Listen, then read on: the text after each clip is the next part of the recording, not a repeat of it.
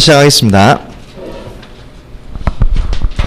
지난 시간에 우리가 트러스에 대한 정리를 하다가 끝에 58페이지에 트러스 부재 응력 계산, 거기서부터 시작할 차례입니다. 자, 펴시죠. 트러스 부재 응력 계산. 우선 트러스 부재 응력 계산, 부재력 계산하는 방법은 교재에 정리된 것처럼 절전법과 절단법이 있는데, 여러분들 이거 구별할 필요 없이 여러분들 그 건축기사에 나오는 시험 문제에서는 모두 그냥 절전법으로만 정리해도 관계는 없겠습니다. 알겠죠? 무슨 말이냐면 교재 19번 문제 보겠습니다. 19문제 보니까 이렇게 트러스가 이와 같은 구조물이 나와 있을 적에 여기가 A점, 여기가 B지점이라고 할 때 문제에서 어디 구하라고 했냐? C점의 부재력을 구하라고 했습니다. 이게 C점이죠. C점. C부재입니다. 주어진 하중이 중앙에 P가, 양쪽에 2분의 P가 주어진 경우죠. 맞죠? 그리고 이 사이각이 요게 세타각이라고 주어졌습니다. 맞죠? 그리고 길이는 전체 길이가 L이라고 하면 4분의 1L, 4분의 1L, 4분의 1L, 4분의 L이라고 나왔다. 맞죠? 이때 C의 부재력을 구해라 라고 나왔습니다. 여기서 우선 C의 부재력을 구하려고 하면 맨 먼저 A점 발력을 지점 발력을 먼저 구합니다. 맞죠? 지점 발력은 좌우 대칭형이죠. 좌우 대칭형이면 무조건 외력을 절반씩 나눠가는다. 맞죠? 그런데 외력이 합이 2P네요. 2P. 1P씩 나눠가지면 되겠죠? 그러죠? 간단히 여기 발생하는 A점 발력도 1P고 B점 발력도 1P씩 나눠갔습니다. 합이 2P니까. 맞죠? 그런 다음에 이 C부재의 부재력을 계산하는데 이걸 어떻게 계산하냐면은 여기 절점을 기준으로 해가지고 이거를 이렇게 C점이 잘리게, C점을 포함하게 이렇게 자릅니다. 이렇게. 맞죠? 이렇게 전단을 합니다. 전단을 해서 잘라서 이 자른 반면 왼쪽이든 오른쪽이든 한쪽만 계산한다. 맞죠? 한쪽만 계산합니다. 이쪽이 간단하죠? 이쪽만 계산한다. 이쪽만 계산해보면 그러므로 이 P에 의해서 C점의 부재력이 발생하는 거죠. 맞죠? 그럼 이 부분은 이제 없다고 생각하고 이 부분만 생각하시면 됩니다. 간단하게. 그죠? 그러면 여기에서 C에 의해서 어떻게 작용되느냐? P에 의해서. 그러면 우선 이 P가 수직방향 힘이니까 수직방향 평형 조건을 생각하면 됩니다. 맞죠? 그러니까 이 평형 조건에 의해서 수직방향 평형 조건이 합이 0이 돼야 된다. 올라가는 거 플러스 내려가는 거 마이너스 해보자. 그러면 P는 올라가니까 플러스 P입니다. 플러스 P고 다음에 C의 부재력은 아직은 안 구해봤기 때문에 C가 압축력일지 인장력일지는 아직 모릅니다. 뭐죠? 모르기 때문에 그냥 무조건 인장력이라고 가정을 합니다. 인장이라고 가정을 한다. 절점에서 화살표가 멀어지면 인장력이고 절점으로 화살표가 가까워 오면 압축력입니다. 알겠죠? 트러스의 부재력은 일단은 인장이라고 가정을 해보자. 인장이라고 가정을 하면 이 인장력은 사선 방향 힘이기 때문에 이 인장력에 대한 이 C의 인장력에 대한 수직방향 불력을 생각할 수 있겠죠. 맞죠? 그러니까 수직방향 불력이 이것입니다. 이게 수직방향 불력이죠. 수직방향 불력은 어떻게 계산합니까? 사이각이 세타가 알고 있으니까 이 C 부재력을 C라고 하면 C 곱하기 사인 세타 하면 되겠죠. 맞죠? 수평방향 불력이 코사인 세타고 수직방향 불력이 사인 세타죠. 맞죠? 그러죠? 그러니까 C 곱하기 사인 세타가 이것이 C의 수직방향 불력이다. 올라가는 방향이라고 가정했으니까 이것도 플러스다. 이렇게 하면 되겠죠. 맞죠? 이것이 합인 이코를 0 하면 됩니다. 그러므로 여기에서 뭘 구하라고 했느냐? C를 구하라고 했죠. C를 구하라고 했으니까 P를 마이너스로 넘긴 다음에 그러면 C 코사인 세타가 나오겠죠? C를 구하려면 사인 세타가 나오겠죠. 사인 세타를 나눠주면 되겠죠. 맞죠? 그러므로 구하라고 하는 C는 C의 부재력은 얼마냐? 요거는 마이너스 P 나누기 사인 세타가 됩니다. 맞죠? 여러분 가나다라 보기에 이게 있으면 이게 답입니다. 이게 있으면 이게 답인데 이게 없죠. 이게 없는 대신에 뭐가 있냐면 여러분이 이 사인의 역수는 사인분의 1이 코시컨트입니다. 맞죠? 그래서 이 사인분의 1을 코시컨트로 적어서 이것은 마이너스 P 곱하기 코시컨트 세타다. 요렇게 적는다. 알겠죠? 요거나 사인분의 1이 코시컨트입니다. 알겠죠? 요게 답이다. 이런 식으로 이해하면 된다. 알겠죠? 절점을 기준으로 해서 이렇게 미기수를 해결하는 방법이라고 해서 이것을 절점법이라 합니다. 알았죠? 다음에 문제 또 20번 문제 한번 풀어보면은 더 간단한 구조물이 나왔네요. 트러스 구조물이. 간단한 지붕형 구조물이 나왔는데 여기에도 마찬가지 하중이 중앙에 4톤 포스가 작용되고 있다. 맞죠? 그때 여기가 A 지점이고 B 지점인데 이때 사이각이 여기가 30도라고 나왔습니다. 30도. 다른 말이 없으면 여기도 똑같이 30도입니다.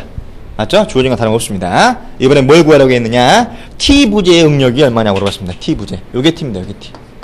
이 T부재의 응력이 이 T가 얼마냐라고 물어봤다. T가 얼마냐? 맞죠? 그러므로 T부재의 대역을 계산하려면 우선 맨 먼저 지점 발력을 먼저 구해야겠죠. 지점 발력 먼저 구해보니까 B점 발력을 구하면 되겠는데 B점 발력이 얼마냐? 요게 마찬가지 좌우 대칭형이니까 4톤을 절반씩 나눠놨겠죠. 맞죠? 요거 당연히 2톤이 됩니다. 2톤. 여기도 똑같이 구하려고 하면 2톤으로 절반씩 나눠 가질 것이다.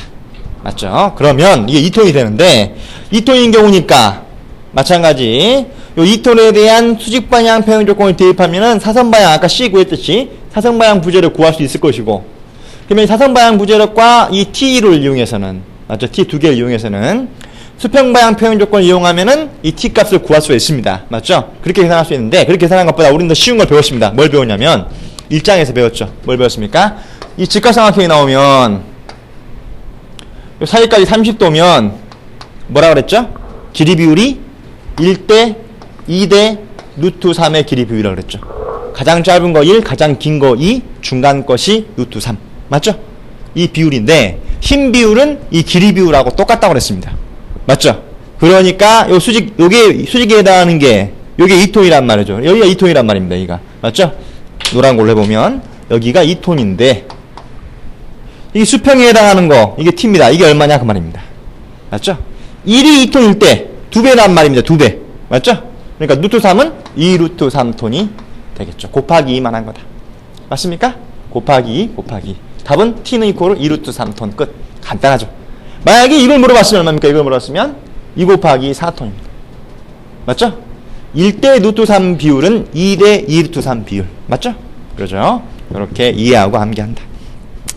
다음에 21번 문제는 보면은 웹팔보 형태, 캔틸레버형 트러스가 나왔는데 캔틸레버형 트러스가 나왔습니다. 이렇게 캔틸레버형 트러스가 이렇게 나왔습니다. 이런 식으로 나왔는데 여기에 하중이 C점에 수직하중으로 P가 작용했습니다. 맞죠? 작용했을 때 그때 C2부재의 응력이 얼마냐고 물어봤습니다. C2부재가 뭐냐면 요게 C2부재입니다. 여기 C2부재죠. 이게 C2부재인데 이 C2부재의 부재력이 얼마냐라고 물어본 겁니다. 얼마입니까? C2부재 부재력은 0부재입니다. 0입니다. 알았죠? 이거는 계산 문제가 아닙니다. 그죠? 0부재 지난 시간에 배우셨죠? 부재력이 0인 부재. 맞죠? 어땠습니까? 두 개의 결점이 만나는 격점에서는 하중이 작용되지 않으면 둘 다 0부재고 하중이 작용되는데 어느 한 부재에 평행하면 그 한 부재가 P를 다 받고 나머지 한 부재는 0부재라 했습니다. 맞죠? 이건 0부재입니다. 다시 말해서 이것은 0이 답입니다. 0. 알겠죠? 계산 문제가 아니라 이거는 부재력 0인 부재 찾는 내용이었다. 알았죠? 이런 식으로 문제를 생각하면 되겠다. 이 정도 정리해 주시고 다음에 이제 넘어가면은 9장 기둥입니다. 기둥. 기둥에 대한 내용을 정리를 하자.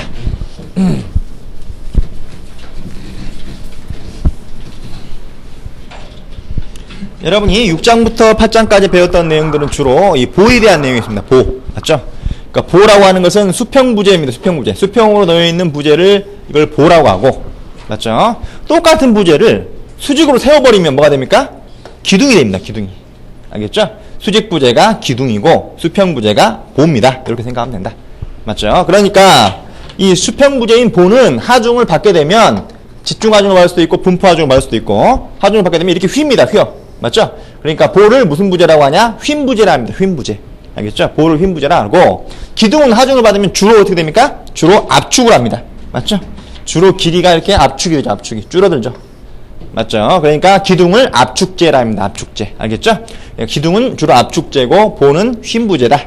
단면은 똑같은 거다. 그냥 똑같은 걸 세우면 기둥이 되는 거고 높이면 보가 되는 거다. 알았죠? 이렇게 이해합니다. 다시 이 기둥은 영어로 컬림이라고 하고 기둥은 다시 종류가 짧은 기둥과 긴 기둥이 있다. 짧은 기둥을 한자로 단주라고 하는 거고 긴 기둥을 장주라고 하는 거죠. 장주. 맞죠? 이때 짧은 기둥에 대한 설계를 먼저 합니다. 짧은 기둥은 여러분들이 단주와 장주는 세장비라고 하는 뒤에 장기에서 배웁니다. 세장비라고 하는 수치값으로 구별합니다. 알겠죠? 첫 번째로 단주에 대한 정의가 나오는데 단주는 짧은 기둥으로서 다시 말해서 단면적에 비해서 길이가 그리 길지 않은 거죠. 맞죠? 이것을 보고 짧은 기둥 단주라고 합니다. 단주인데 이 단주의 요놈의 중립축이 여기 있겠죠. 중립축. 여기가 중립축이라고 한다면 이 중립축에 만약에 하중이 이 중립축에 작용한다면 P가 하중이 작용된다면 이 P에 의해서 기둥은 똑같이 압축할 겁니다. 맞죠? 단면 내에 발생하는 압축응력 분포들을 그려오면 균일하게 이렇게 균일하게 압축을 받습니다. 맞죠? 이때 받는 응력은 압축응력으로서 압축응력이 시그마 C죠. FC죠. 시그마 또는 F라는 게 있었습니다. 이건 뭐냐? 단면적을 A라고 하면 A분의 P만 받는다. 골고루 받는다. 맞죠? 이랬을 건데 만약에 단주가 짧은 기둥이 중립축에 작용되는 것이 아니고 하중이 맞죠? 중립축에서부터 얼만큼 떨어진 거리 여기에 하중이 작용되면 중립축에서부터 떨어진 거리를 이 거리를 뭐라고 하냐면 요거를 A라고 하고 요거를 편심거리라고 합니다. 편심거리 알겠죠? 편심거리 A라고 하면 이 편심거리 A만큼 떨어진 위치에 작용하는 힘을 편심하중이라 합니다. 맞죠? 이 편심하중을 받았을 때는 기둥이 어떻게 될 것이냐?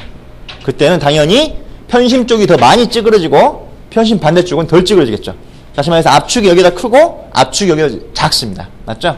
그래서 어떤 현상이 봤냐면 이거는 뭐라고 할 수 있냐면 요거는 P가 누르니까 압축을 받은가 동시에 뭐가 같냐? 힘 곱하기 떨어진 거리가 있으면 뭐가 발생해버립니까? 모멘트가 발생해버리죠. 모멘트. 맞죠? 그러니까 이 P 곱하기 A에 해당하는 만큼 요만큼 돌아가는 모멘트가 발생해버린다. 이 모멘트는 뭐냐? 이 P 곱하기 A다. 힘 곱하기 떨어진 거리다. 맞죠? 이 P 곱하기 A에 해당하는 모멘트가 작용돼서 그러니까 이것은 편심하중을 받는 단주라고 하는데 이거는 압축과 모멘트를 맞죠? 압축 하중과 모멘트 하중을 동시에 받는 하중으로 기둥으로 생각하면 된다. 맞죠? 그러니까 이거는 이코어로 뭐라고 할 수 있냐? 요거 압축 하중을 받는 거 플러스 모멘트를 받는 거 두 개를 합성한 걸로 생각할 수가 있다. 이렇게 모멘트 하중을 받는 거 두 개로 생각할 수가 있다. 이때 모멘트 하중은 아까 P 곱하기 편심거리 A라고 그랬습니다. 맞죠? 그러면 이 모멘트 하중을 받으면 응력분포도가 어떻게 그려지냐? 모멘트 하중을 받으면 응력분포도가 당연히 이쪽은 누르고 이쪽은 뜨겠죠. 맞죠? 그래서 응력분포도가 이런 식으로 그려집니다. 이런 식으로. 맞죠? 그래서 편심 쪽은 압축 응력으로 작용을 하게 되고 편심 반대쪽은 오히려 늘어나니까 인자 응력으로 작용하게 됩니다. 알겠죠? 이렇게 이해할 수 있다.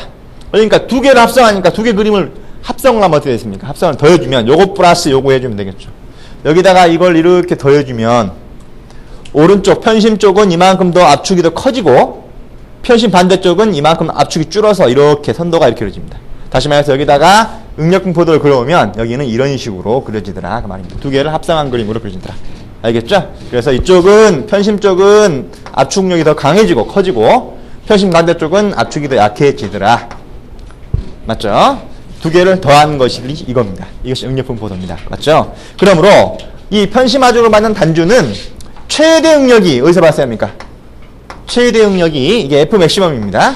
최대 응력이 편심 쪽 맨 끝에서 가장자리에서 발생하고 편심 쪽 단에서 발생하고 이게 최소 응력이 되겠죠? 최소 응력 여기 바로 최소 응력 F 미니멈입니다.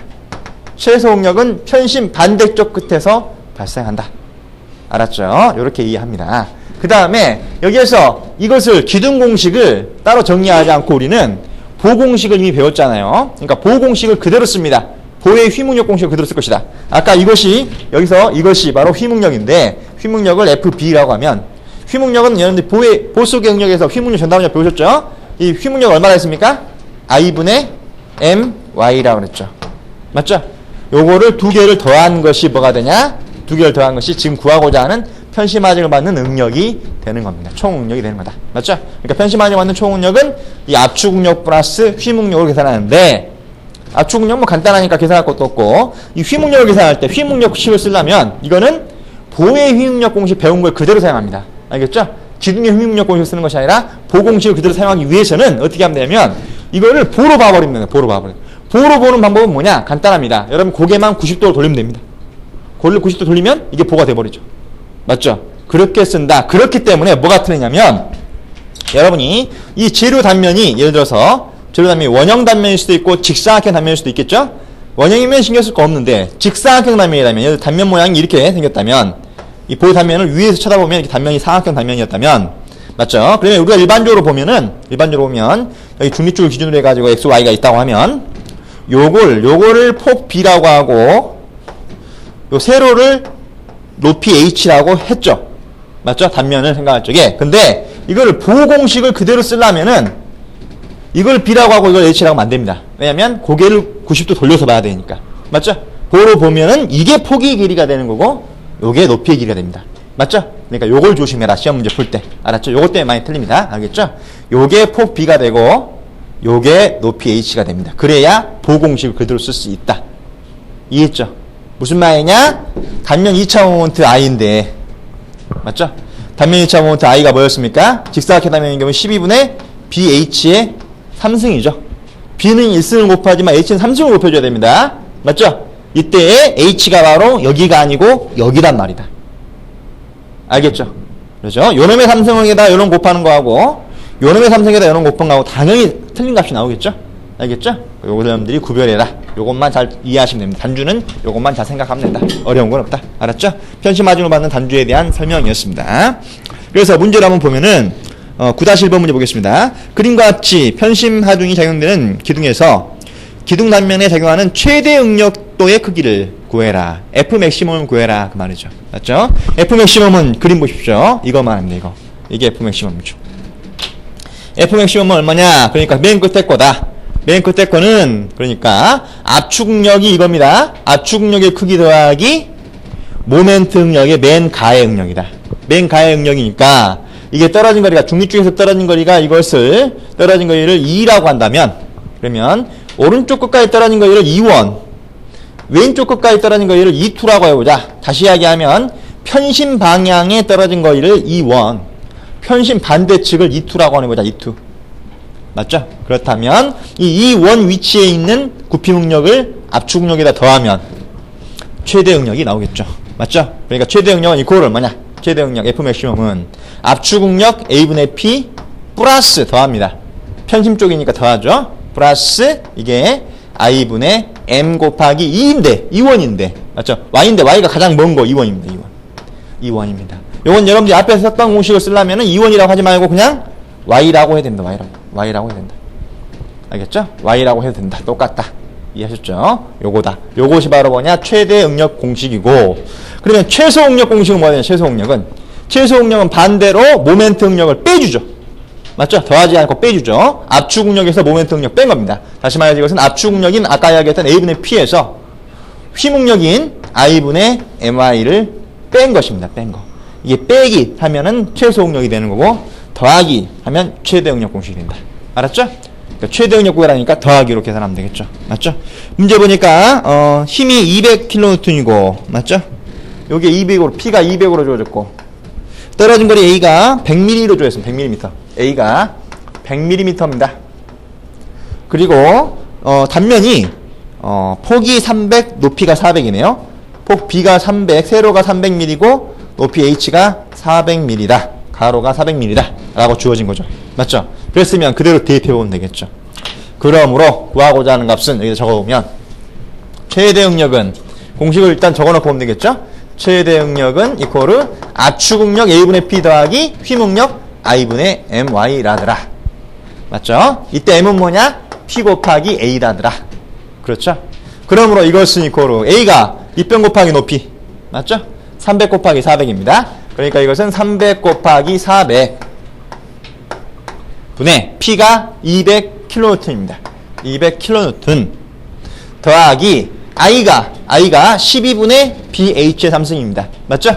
그러니까 이것은 12분의 B가 300입니까? 400입니까? 300입니다. 알겠죠? B가 300입니다. H가 400입니다. 300 곱하기 400의 3승 이것 분의 P M이 PA P가 200 A가 100 맞죠? 200 곱하기 100 이것이 PA M이고 곱하기 Y Y가 가장 먼 거리 이 거리니까 요 거리는 요거리의 절반이네요. 400의 절반이니까 200이죠. 맞죠? 그러니까 요게 200을 곱해주면 된다. 그대로 계산기만 눌러주면 됩니다. 알겠죠? 그러면은 구하고자 하는 값이 나온다. 그런데 여러분 문제 보니까, 풀이 보니까 여기에서 요거를 킬로뉴턴이기 때문에 뉴턴을 바꾸기 위해서 곱하기 10의 3승. 킬로가 10의 3승 1000을 말합니다. 맞죠? 그러니까 이 200킬로뉴턴은 200 곱하기 10의 3승 뉴턴입니다. 뉴턴 바꾸기 위해서 그런 거죠. 여기도 곱하기 10의 3승을 했는데 여러분이 SI 단위 개념으로 단위가 바뀌면서 요 곱하기 10의 몇 승은 안 해도 됩니다. 안 해도. 알겠죠? 무슨 말이냐면 이걸 뺀다면 빼고 계산한 거랑 넣고 계산한 거랑 동그라미가 앞에나 뒤에 더 붙고 안 붙고 차이지 숫자는 안 변합니다. 맞죠? 그러니까 여러분 답이 뭐냐면 그래서 구한 값이 4.17인데 4.17이 안 나오고 0.04417이 나온 것 뿐이지 417이 나온 건 똑같다고 말입니다. 알았죠? 그러니까 정확히 구할 때는 10의 3승도 빼먹으면 안 되는데 시험 문제 풀 때는 빨리 풀 때는 요거 무시해야 됩니다. 알겠죠? 문제를 빨리 풀 때는 이런 거 무시해야 된다. 안 해도 된다. 안 해도. 알겠죠? 안 하더라도 417이 나오니까 답은 417만 고르면 됩니다. 4.17이건 47.7이건. 맞죠? 문제 보는 데는 아무 지장이 없다. 빨리 풀 때는 10의 명승 할 필요 없습니다. 알겠죠? 다음에 두 번째로 핵심 반경, 핵거리라는 것이 나옵니다. 핵심 반경, 핵거리라는 것은 뭐냐면은 우리가 방금 전에 이렇게 모멘트 응력 더하기 압축 응력을 경이 되는 편심을 받는 단주인 경우에는 이처럼 모멘트 때문에 휘 모멘트 때문에 편심 측은 압축이 더 커지고 편심 반대쪽은 압축이 더 약해진다고 했습니다. 맞죠? 그런데 만약에 이 편심 거리가 아주 커버리면 모멘트가 아주 커집니다. 맞죠? 모멘트가 아주 커져버리면 어떤 현상이 일어나냐면 이 모멘트 선도가 기울기가 더 급해져 버립니다. 맞죠? 그러니까 모멘트가 더 크게 플러스도 더 커지고 마이너스도 더 커집니다. 더 크게 발생해버리면 여기다 압축력을 더해주면 압축 쪽은 압축력이 더 강해지고 이만큼 더 강해졌죠. 더 강해지고 압축 반대쪽은 이렇게 가니까 이쪽이 반대 방향이 나와버리더라. 다시 말해서 응력 분포도가 이렇게 생겨버리더라 그 말입니다. 이렇게 생겨버리더라. 다시 말해서 이때는 압축만 받는 단면만 있는 것이 아니고 압축의 반대니까 인장이죠. 인장을 같이 받는 단면이 인장을 받는 단면이 존재해버리더라. 맞죠? 존재해버리면 위험합니다. 알겠죠? 왜 위험하냐면 일단은 재료의 특성 때문에 그럽니다. 여러분들이 철근 콘크리트에서도 배우지만 이 주로 기둥의 재료로 쓰이는 것이 콘크리트 재료인데 콘크리트 재료는 압축에는 아주 강한데 인장에는 약합니다.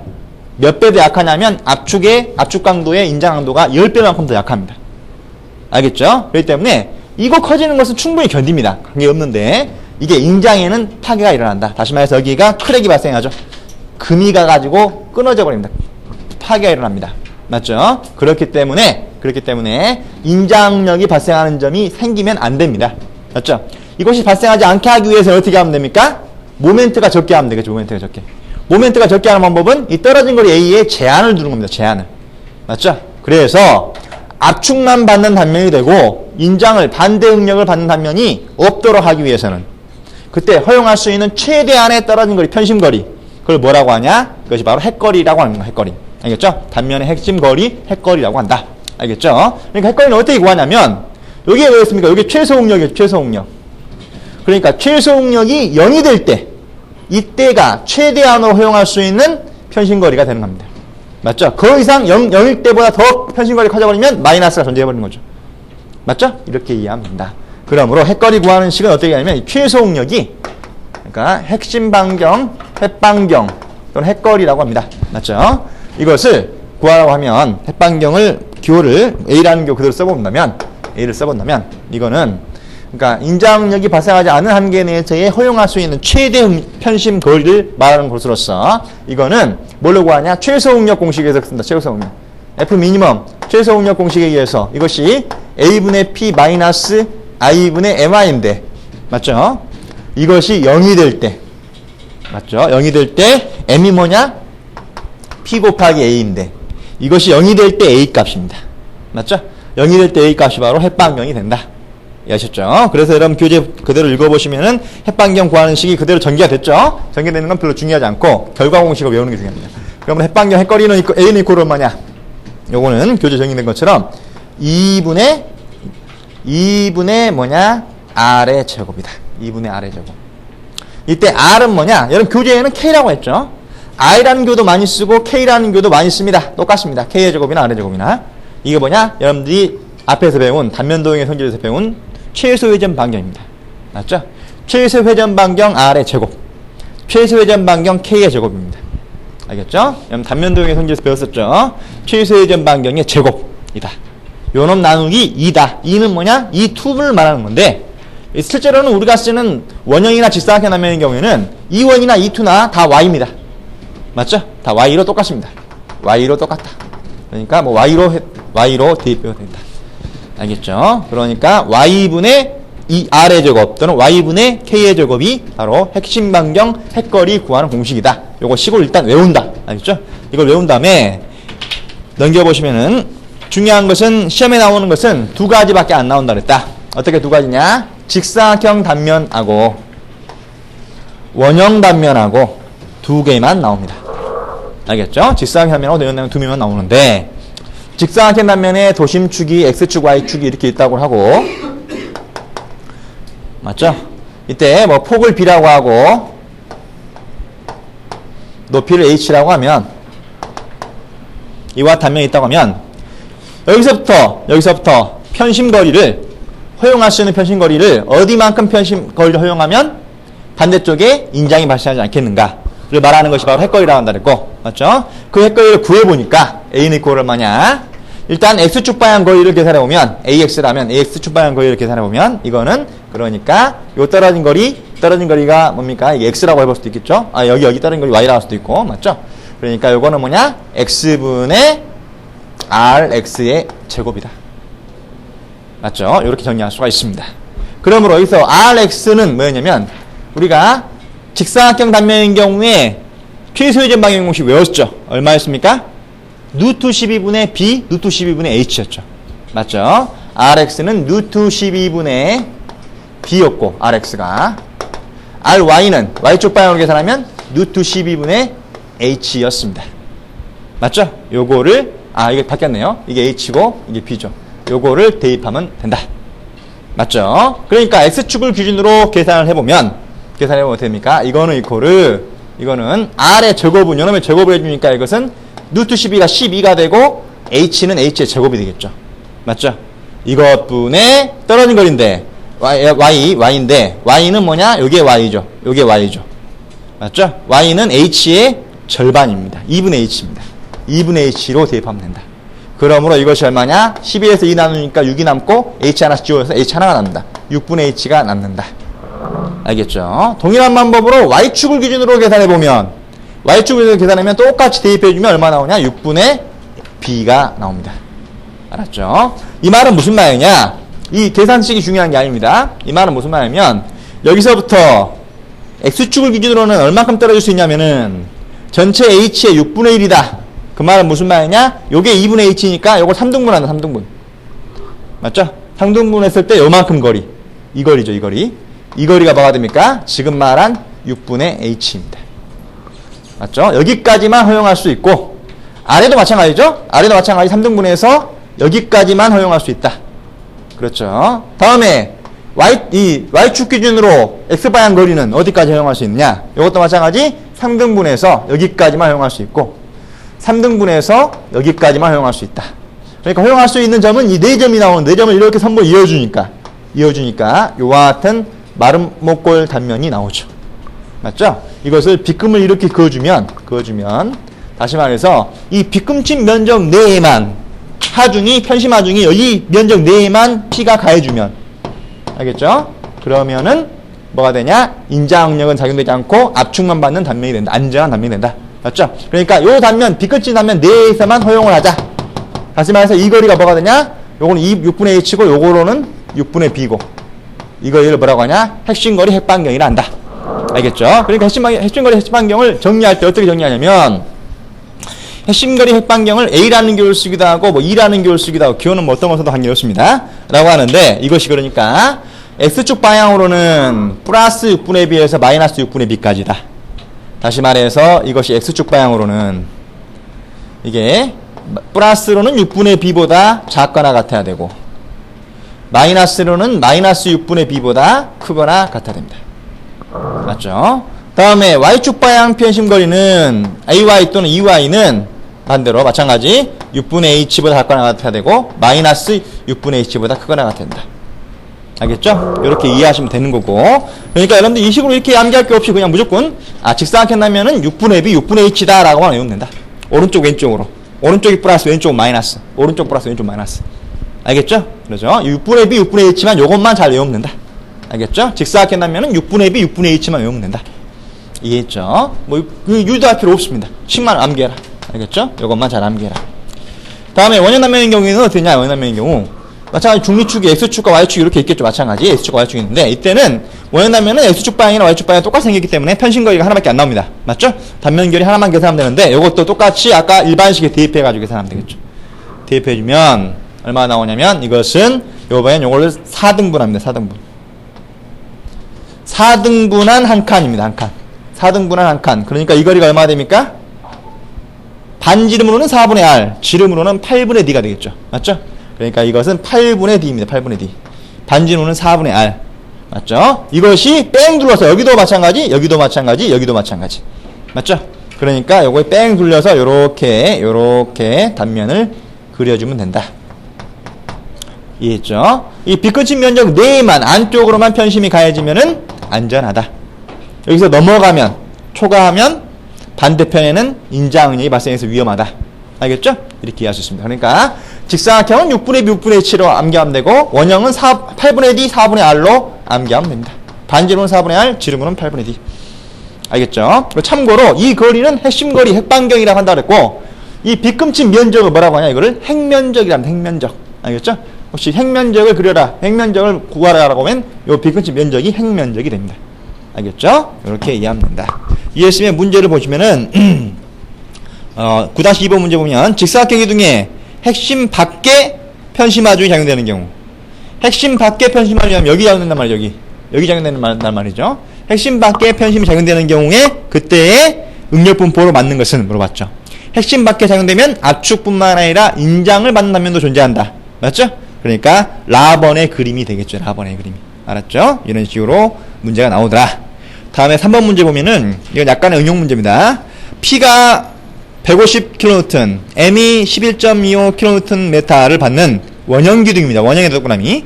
원형 기둥에 인자응력이 생기지 않는 최소 기둥 지름이 얼마냐라고 물어봤습니다.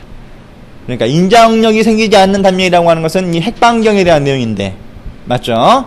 똑같은 내용인데 이번에는 그 핵거리를 구하라고 하지 않고 뭘 구해야 했냐? 최소 기둥 지름을 구하라고 했습니다. 지름 D로 구해라 그 말입니다. 알겠죠? 그러니까 인자응력이 발생되지 않을 조건이 어떤 조건이었습니까? 바로 이 최소 응력식이 0이 될 조건이었습니다.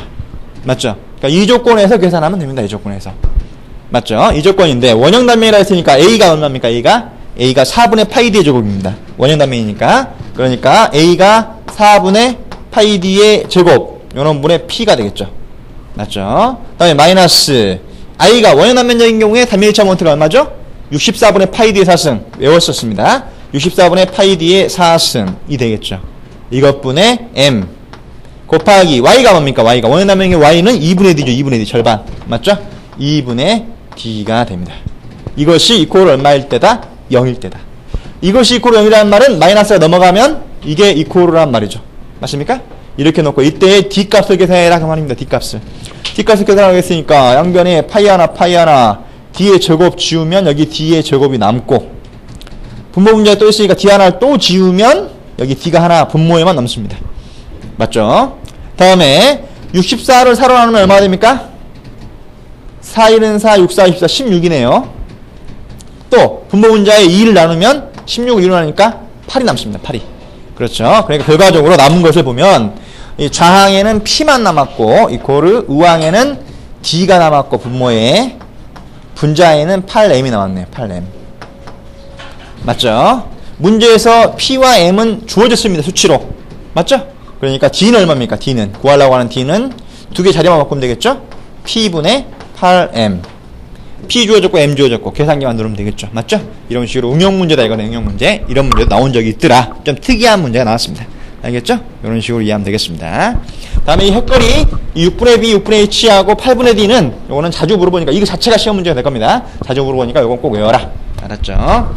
여기까지는 단주에 대한 내용이었고, 다음에 이제 두 번째로 장주입니다. 장주. 장주는 롱칼륨입니다. 다시 말해서 단면적에 비해서 길이가 긴 기둥이다.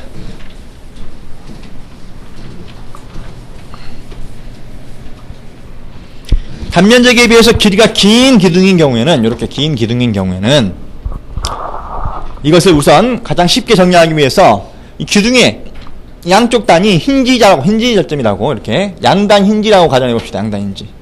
양단 힌지라고 하면 돌아갈 수 있습니다. 그러면 이 양단 힌지점에 이렇게 기둥의 압축력을 P를 이렇게 받는다면 이 기둥은 어떻게 되냐? 압축만 하는 것이 아니라, 단면적이 길어버리면 압축만 하는 것이 아니라 이렇게 휘어버리더라. 맞죠?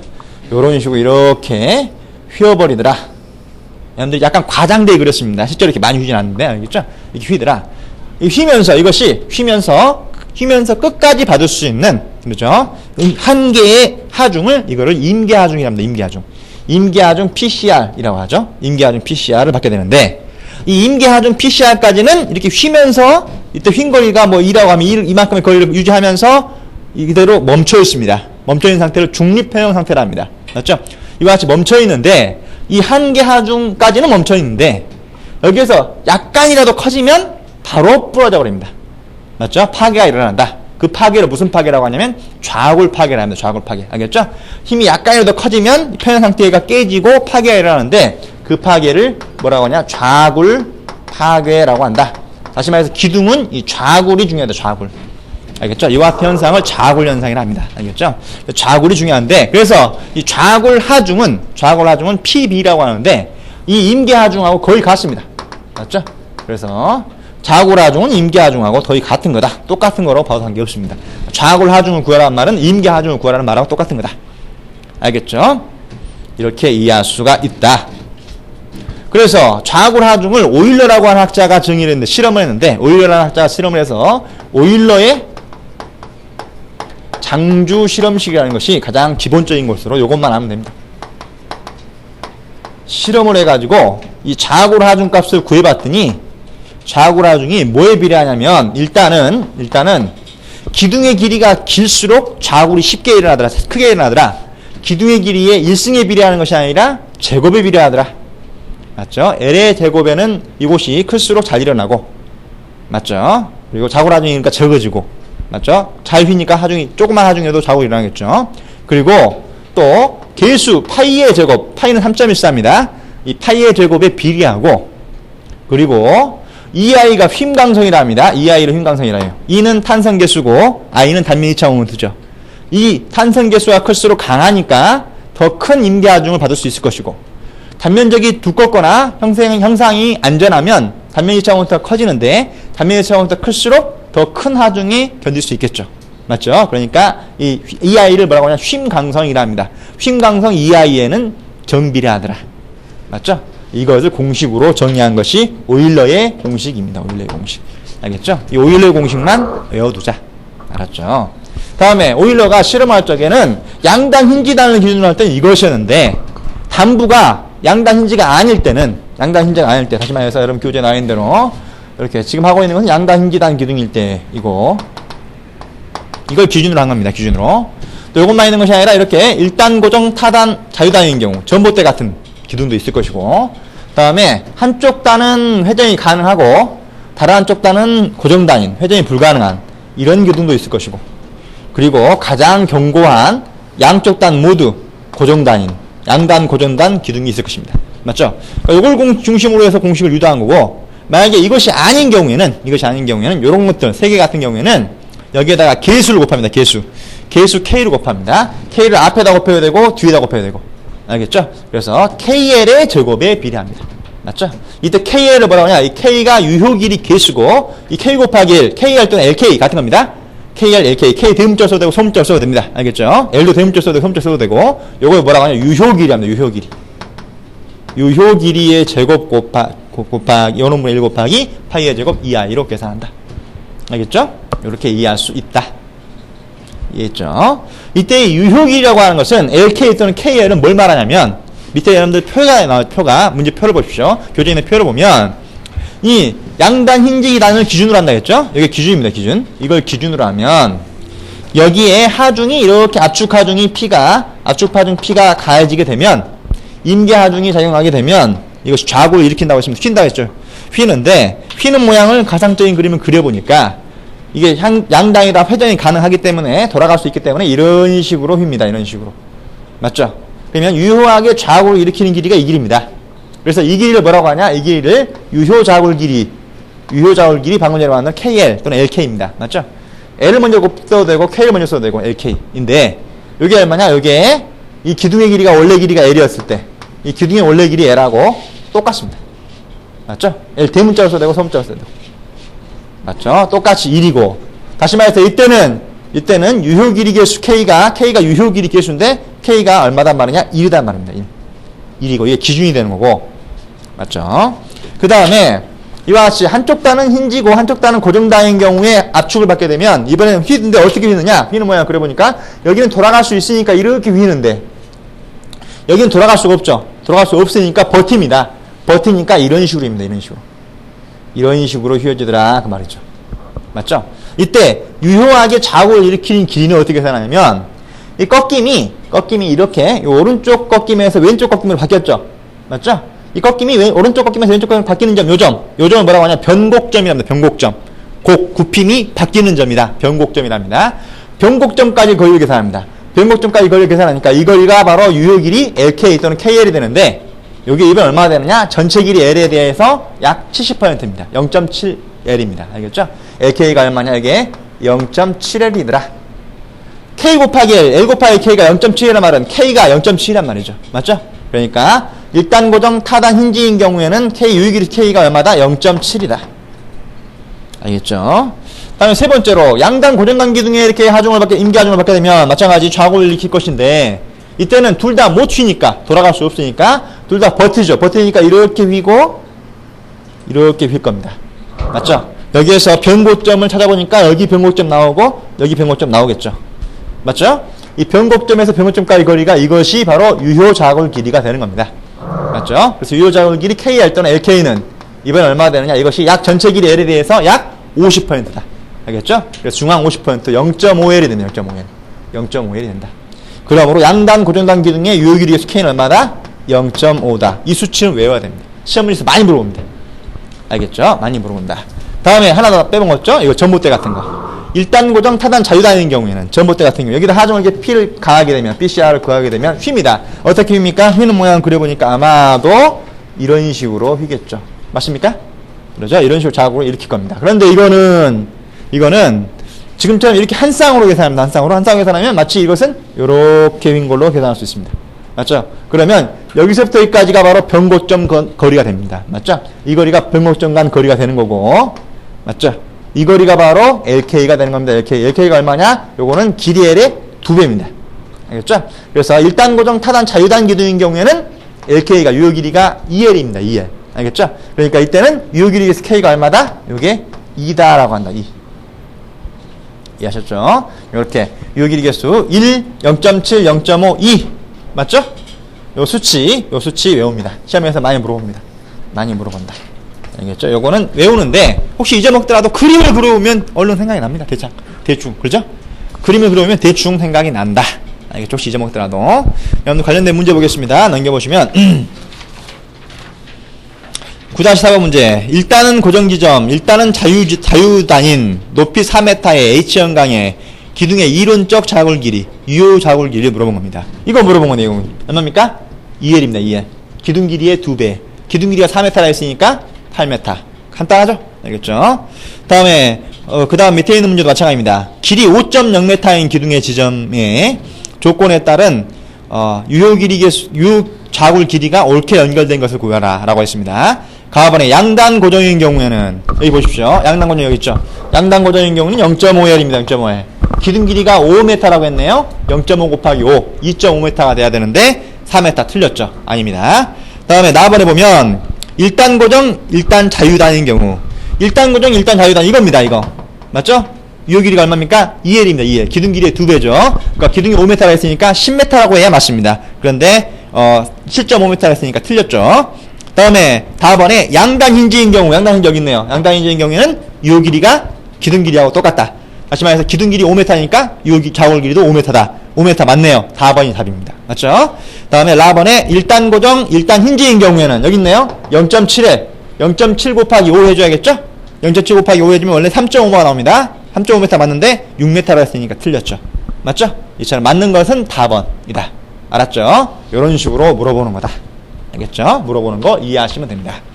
알겠죠? 여러분들이 이 유효길이계수 K를 배웠으니까 배운 김에 하나를 더 정리합니다. 하나 더 정리하면 여러분 이 식은 뭐라고 했으면 지금 K는 그러니까 여기 나온 것처럼 2, 1, 0.7, 0.5죠. 맞죠? 요걸 대입해서 이걸 숫자로 풀어오면 뭐라고 할 수 있냐면 이거는 요놈의 제곱분의 1이니까 분자로 올라갈 수 있습니다. 맞죠? 분자로 올라가서 그 숫자가 나오겠죠? 그 숫자는 얼마냐? K의 제곱분의 1이죠. K의 제곱분의 1을 숫자로 정리한 것을 뭐라고 하냐? 그거를 N이라고 하고 N. 맞죠? N으로 나갈 수 있습니다. N 나가버리면 N 곱하기 여기는 L의 제곱만 남고 분모의 파이의 제곱 2i가 되겠죠. 맞죠? 이 N은 뭐냐? N은 K의 제곱분의 1을 말한 겁니다. 맞죠? 이때 N이 뭐냐? N을 방금 전에 말한 K의 제곱분의 1을 말하는데 대문자를 써야 되고 소문자를 써야 되고 즉 유효길이계수의 제곱의 역수입니다. 이걸 뭐라고 했냐? 고정단계수, 고정단의 변화에 따라 정해지는 계수라 해서 고정단계수 또는 단말계수 또는 강도계수라 부릅니다. 알겠죠? 얘는 뭐냐? 유효길이계수의 제곱의 역수로서 이거를 단말계수, 고정단계수, 강도계수라 부른다. 알겠죠? 이것도 한번 그려보자고. 그려보면 그러면 어떻게 됩니까? 여기에서 1단 고정 타단 자유단인 경우에는 K의 제곱분의 1이니까 2의 제곱분의 1, 4분의 1이네요. 맞죠? 4분의 1이면 단말계수 N이 얼마입니까? 4분의 1 그대로 쓰면 되겠습니다. 0.25 또는 4분의 1 그대로 씁시다. 다음에 양단 힌지단 기둥인 경우에는 K의 제곱분의 1이니까 단말계수 N이 얼마 됩니까? 강도계수 N이 1의 제곱분의 1은 1입니다. 1. 그냥 1이고. 다음에 1단 고정 타단 힌지단인 경우에는 0.7의 제곱분의 1. 0.7의 제곱분의 1을 계산해보니까 약 얼마가 나오냐? 2가 나옵니다. 2. 약 2입니다. 다음에 양단 고정단인 경우에는 고정단계수 N이 얼마냐? 0.5의 제곱분의 1입니다. 0.5의 제곱이 0.25. 0.25분의 1은 3이다. 4. 맞죠? 이렇게 구해지더라. 그래서 이게 4분의 1, 1, 2, 4가 바로 이것이 유효길이계수의 제곱의 역수로서 이걸 고정단계수, 단말계수라고 하는데 그림을 보니까 이쪽으로 갈수록 N값이 크죠? 맞습니까? 다시 말해서 그림을 보더라도 이게 가장 불안하고 그 다음 이게 가장 안전적이죠. 맞죠? 다시 말해서 N값이 클수록 기둥의 강도가 커지는 겁니다. 그래서 N을 강도계수라고도 한다. 알겠죠? N을 강도계수라고도 한다. N값이 클수록 강도가 크다.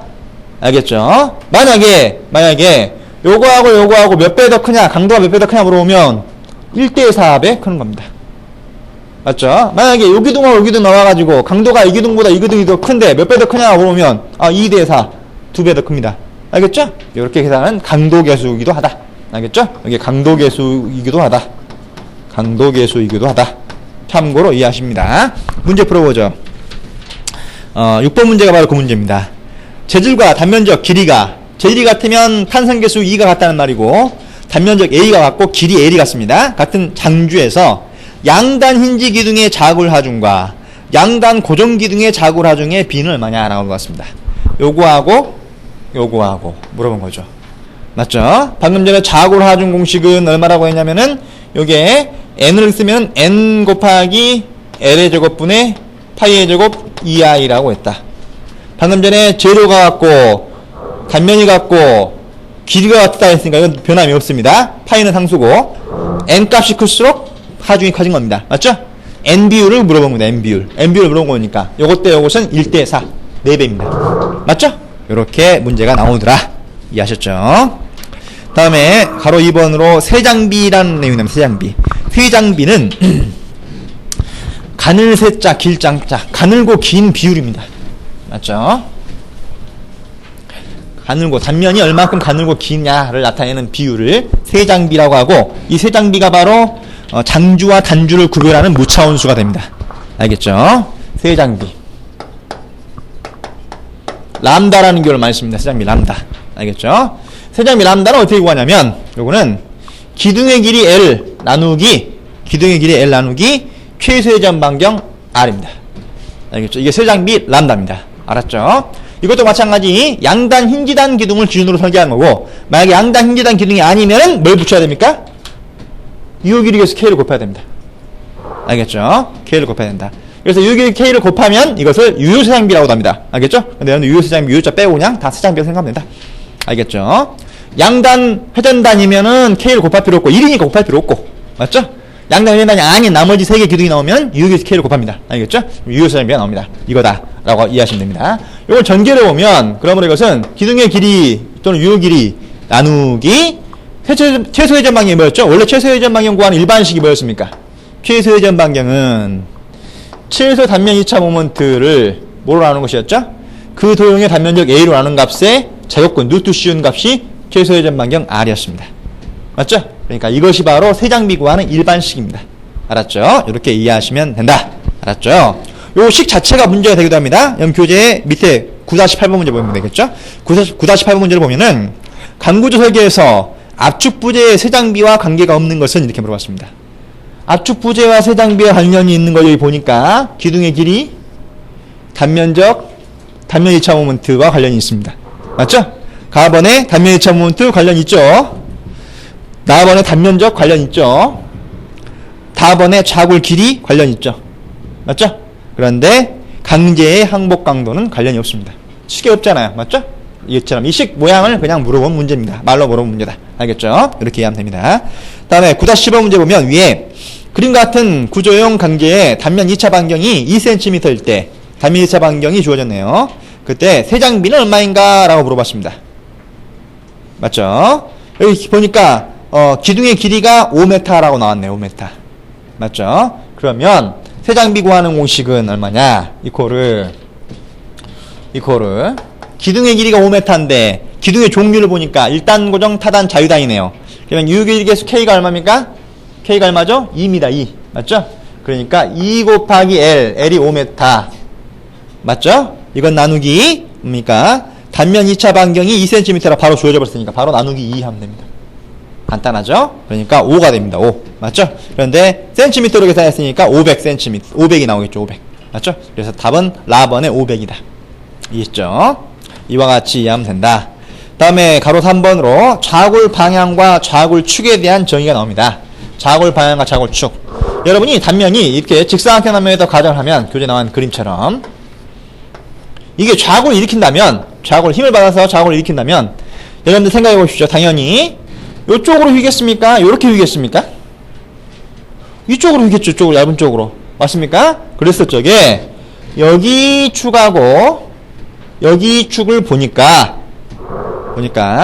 단면 2차 모먼트가 폭 곱하기 높이의 3승이니까 이 폭 곱하기 높이 3승이니까 높이가 작은 것이 최소 단면 2차 모먼트 I 미니멈 축이 되는 거고, 맞죠? 높이가 큰 것이 최대 단면 2차 모먼트 I 맥시멈 축이 되는 겁니다. 맞죠? 그러므로 좌굴은 어떻게 일어나느냐? 이렇게 일어나다. 이렇게 휘긴다. 이렇게. 맞죠? 이것이 좌굴 방향이 되는 겁니다. 좌굴 방향. 좌굴 방향이 되는 거고, 다시 말해서 좌굴 방향은 최대 단면 2차 모먼트 축입니다. I 맥시멈 축입니다. 맞죠? 그러면 좌굴이 되는 기준축이 이게 되는 거죠. 이게 좌굴 기준축이 되는 거죠. 이게 뭐가 되냐? 이게 좌굴 축이 되는 겁니다. 좌굴 축. 좌굴 축은 최소 단면 2차 모먼트 축이 되는 겁니다. 알겠죠? 이걸 좌굴 축이라고 하고 이걸 좌굴 방향이라 한다. 이해했죠? 그림을 통해서 간단히 이해하면 됩니다. 문제 보죠. 9-9번 문제. 단면적과 좌굴 길이가 일정한 장주의 좌굴 방향은 어느 것인가? 좌굴 방향, 최대 단면 2차 모먼트가 나타나는 방향. 다시 말해서 다번에 단면 2차 모먼트가 최대인 축의 방향이 맞죠? 맞죠? 말을 잘 이해하셔야 됩니다. 그런데 말을 혼돈하게 하려고 해가지고 뭐 좀 약간 다르게 바꿀 수도 있습니다. 바꾸더라도 어디를 말하는지 이해하면 된다. 알았죠? 다음에 10번 문제. 그림과 같은 단면을 가진 압축제에서 최소 단면 2차 반경을 구하기 위한 좌굴 축이 어디냐고 물어봤습니다. 좌굴 축을 물어봤죠. 단면을 보니까 니은자 앵글 단면이네요. 이다 그러면 니은자 앵글 단면이죠. 앵글 단면이라면 이게 쭉 단면이 길게 있겠죠. 앵글이. 그렇다면 힘을 받으면 요게 이렇게 휘겠습니까? 이렇게 휘겠습니까? 요렇게 휘니까 아닙니까? 요게. 맞죠? 요게 좌굴 방향입니다. 이게 좌굴 방향이라면 좌굴 축은 반대로 이게 좌굴 축이 되는 거죠. 맞죠? 좌굴 축은 이겁니다. 이거. 이게 좌골 축이죠. 맞죠? 이게 좌골 축이고 이게 좌골 방향입니다. 문제에서 좌골 축을 최소 단면의 차원부터 축, 좌골 축을 물어봤으니까 V가 됩니다. V가. 만약에 좌골 방향, 최대 단면의 차원부터 발생하는 좌골 방향을 물어봤으면 U가 답입니다. U가. 알죠? 여러분들 이게 U였고 이게 V인지. 맞죠? 이렇게 그림을 이해하면 된다. 알겠죠?